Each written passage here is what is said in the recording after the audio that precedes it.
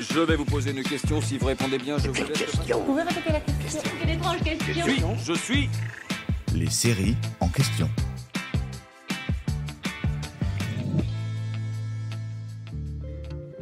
Si True Detective fait partie des séries les plus acclamées de ces dernières années, on peut célébrer la patience de ses fans.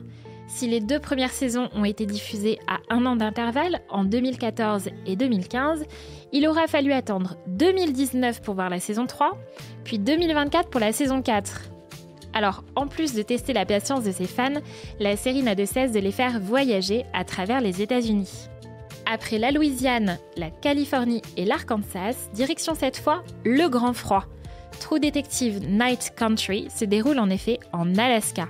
Jodie Foster et Callie Rice enfilent leurs plus grosses doudounes pour mener l'enquête dans la petite ville d'Ennis plongée en plein mystère. Mais la ville d'Ennis existe-t-elle ?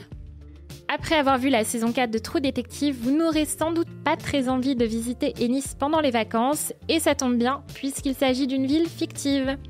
Issa Lopez, showrunner de cette saison 4 de True Detective, n'était jamais allée en Alaska, mais elle s'y est bien sûr rendue pour faire des recherches sur le sujet.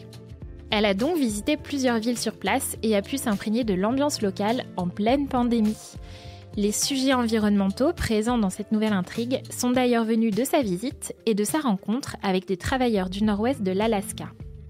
En revanche, la saison 4 de True Detective n'a pas été tournée en Alaska, mais en Islande, notamment dans la région de Reykjavik. L'Islande bénéficiait en effet d'infrastructures plus à même d'accueillir un tournage de cette échelle, et le pays dispose aussi d'un dispositif fiscal incitant les productions à venir y tourner. Comme l'a expliqué l'actrice Jodie Foster, la partie de l'Alaska où la série se déroule est presque inaccessible, et toujours d'après l'actrice, les conditions météorologiques étaient aussi meilleures en Islande. Cerise sur le gâteau, l'équipe a pu admirer de nombreuses aurores boréales pendant le tournage. Pas mal, non ? J'espère que cet épisode vous a plu. Si c'est le cas, abonnez-vous sur votre plateforme d'écoute préférée pour retrouver de nouveaux épisodes chaque semaine.